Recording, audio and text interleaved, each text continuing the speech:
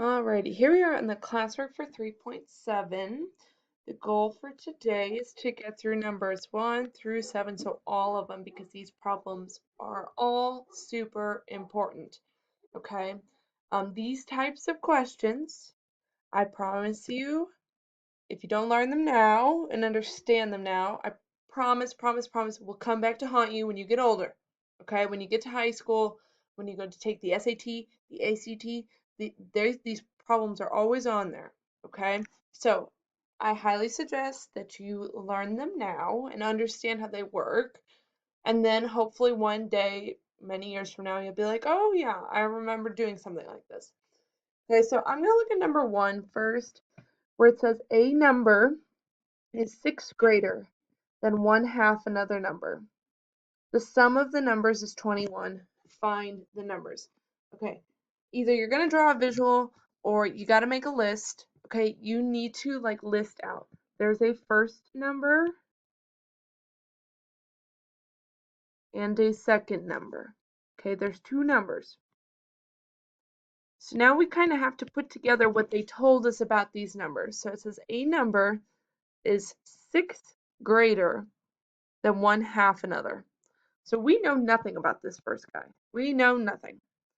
But we know that the other one is 6 greater, so 6 greater, so adding 6, than 1/2 the original number. Okay? And they tell us that the sum of these numbers is 21. So I'm going to add them together. All right, I want to put that second one in parentheses, equals 21. Okay, and then I'm solving, so I have to combine like terms. So I have 1x plus the 1/2 x. So that would be like 1.5 x, or you could say, 3/2 x plus 6 equals 21. Subtract 6 on both sides.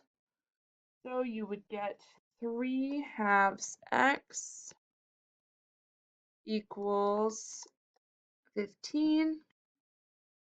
Then I'd multiply by 2/3 on both sides, and I can cross divide. I get 1 and a 5.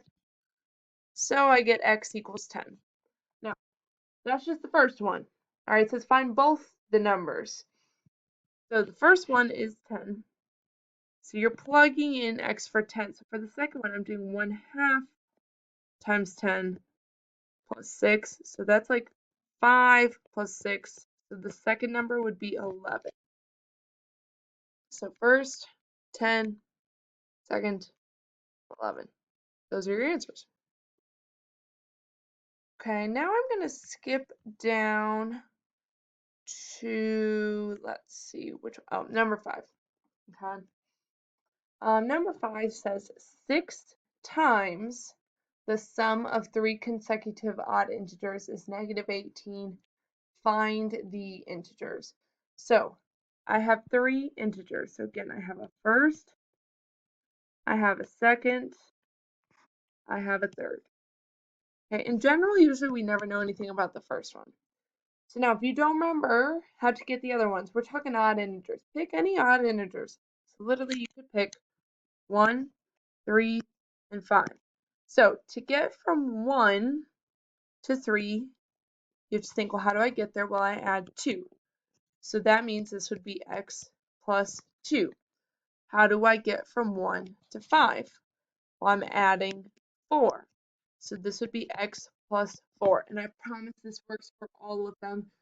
Some very old mathematician many, many years ago, he proved this, okay, that this exists and it works. All right. So the sum, 6 times the sum. So I'm doing 6 times, I'm almost going to use like a double bracket. The sum, so I'm adding x plus 2 plus x plus 4 equals -18. Okay? I'm not going to solve anything more than that. Hopefully that helps. Sometimes the 6 times gets a little confusing. You do that last. Okay?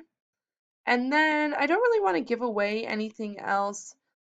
Number 7, I just remembered that a quarter is 0.25. Okay, you're gonna need that, but I don't really want to give away anything else because I want you guys to figure these out on your own. But of course, if you have more questions, you can talk to me, check with the answer keys, check with a neighbor. All right, but that's all I'll do for now.